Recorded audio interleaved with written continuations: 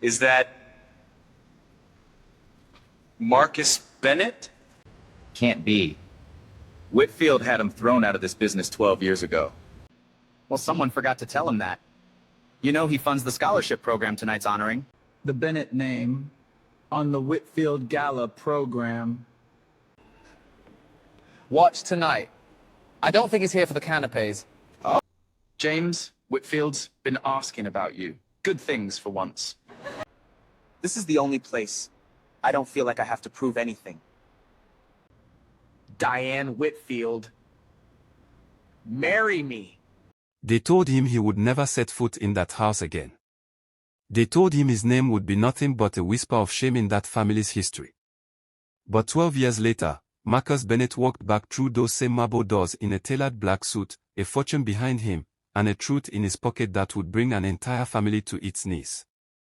The woman he once loved stood frozen on the staircase above him, her golden gown catching the chandelier light, her hands trembling around a glass of champagne she would never finish.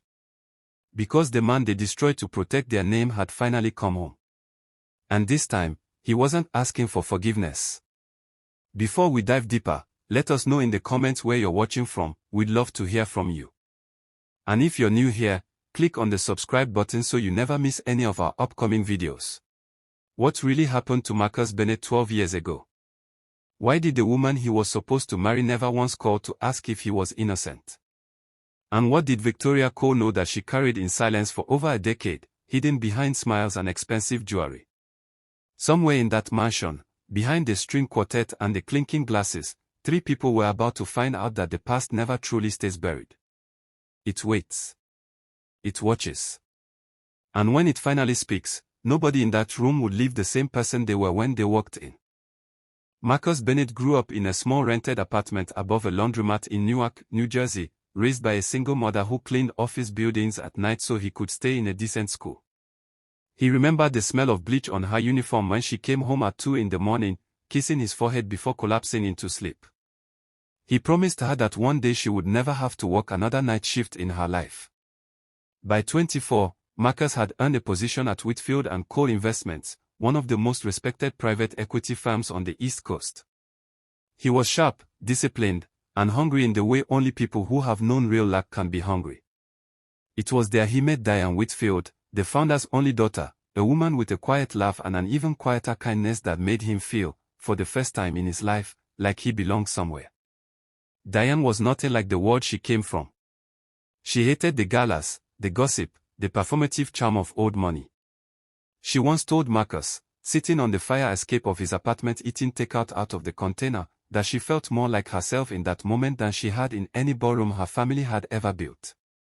Marcus proposed to her on that same fire escape 18 months later, with a ring he had saved 4 years to afford. Diane cried. Her father, Robert Whitfield, was cautiously supportive.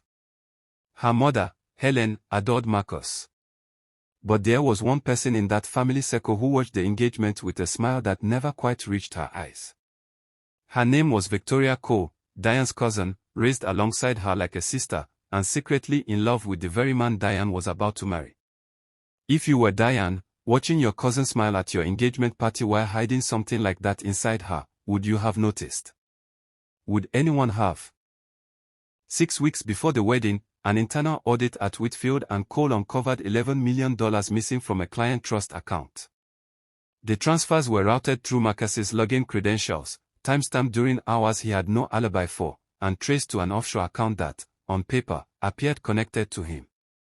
Robert Whitfield called an emergency board meeting. Marcus sat across from the man he had once called a mentor, a father figure, and watched his face turn to stone. He swore he had never touched that money. He begged them to dig deeper, to check the security footage, to ask anyone who knew him. But the evidence was clean, too clean, and in the world of private wealth, appearances move faster than truth ever can. Diane did not speak to him for 3 days.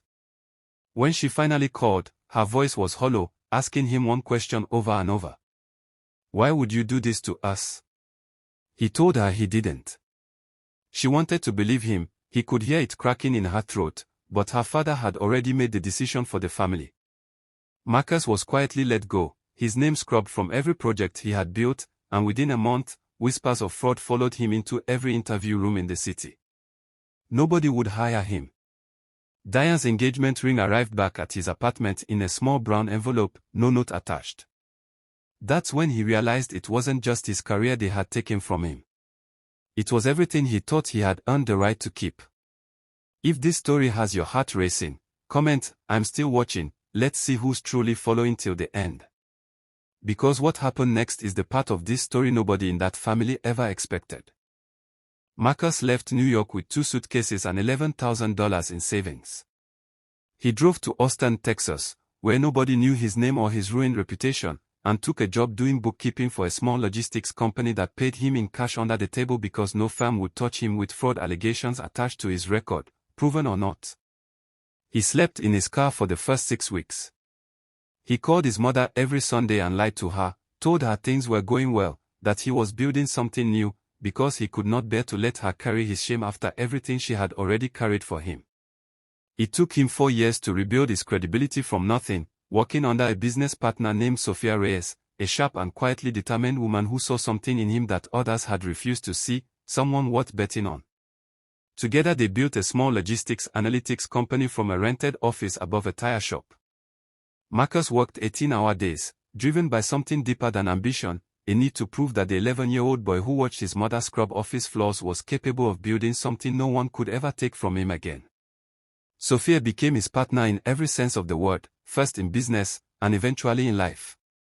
By year 7, their company was acquired in a deal worth $240 million. Marcus Bennett was no longer the disgraced accountant from New York. He was a name investors wanted in the room. Have you ever had to rebuild your entire life from nothing after someone you trusted let you fall? What did that experience teach you about who truly stood beside you? Yet no amount of success erased the question that lived quietly in the back of his mind for over a decade. He needed to know who had actually taken that $11 million, and why nobody had ever bothered to find out. The answer came from an unlikely place.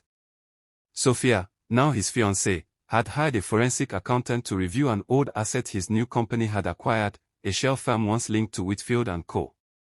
Buried in outdated servers were login records nobody had thought to preserve, records that placed the original fraudulent transfers on a device registered not to Marcus, but to Victoria Co. She had spoofed his credentials using access she gained as his direct assistant at the time, moved the funds into an account she controlled, and let the blame fall onto the one man standing between her and the life she believed she deserved, with Diane's inheritance and Diane's fiancé both slipping through her fingers. Victoria had never planned to frame him permanently.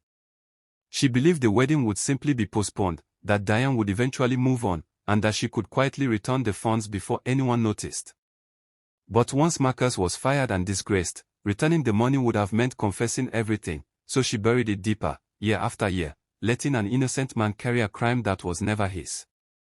Diane, it turned out, had never fully stopped believing in him. She had hired her own investigator 2 years after the engagement ended, quietly, without her father's knowledge, but the trail had gone cold long before digital records like this ever surfaced. If you discovered that someone you had trusted for years was the person who destroyed your life in silence, could you ever truly forgive them? Or would some wounds simply be too deep to close? Robert and Helen Whitfield hosted their annual foundation gala that spring, the same event they had hosted every year since Marcus first entered their world 12 years earlier, and this time Marcus returned, not as a guest seeking approval, but as the keynote donor funding the foundation's largest scholarship program for first-generation college students, a program built quietly in his mother's name. Diane saw him first, standing near the staircase, older, carrying himself like a man who no longer needed anyone's permission to belong in a room. Victoria saw him next, and the champagne glass in her hand did not stop trembling for the rest of the evening. Marcus did not raise his voice. He did not need to. He handed Robert Whitfield a folder containing everything the forensic accountant had uncovered, and asked only one thing in return, that the truth finally be spoken aloud after 12 years of silence. Victoria did not deny it. She could not. Diane wept, not for the money, but for the years she had spent doubting a man who never lied to her, and for a cousin who had smiled beside her for a lifetime while carrying a secret capable of ruining them both. Marcus reached for Sophia's hand, the woman who had believed in him when an entire family of wealth and status had turned their backs, and in that quiet gesture, everyone in the room understood exactly where his loyalty now belonged. He did not come back that night seeking revenge in the way the world often imagines it, with anger, with ruin, with a desire to watch someone else fall the way he once had. He came back for the truth, because a man who has rebuilt himself from nothing no longer needs to destroy another person to feel whole.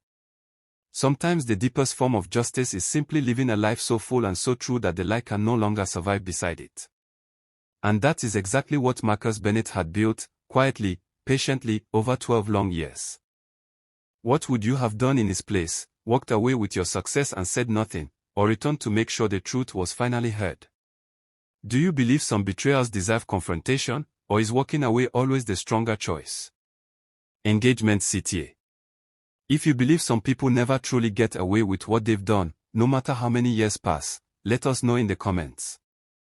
Have you ever waited years to finally learn the truth about something that changed your life? And if you think this story stayed with you, wait until you hear what happens in our next story, a tale about a mother who kept a secret for 30 years to protect the son she loved most. Subscribe for more timeless stories that will touch your heart and keep you thinking long after the video ends.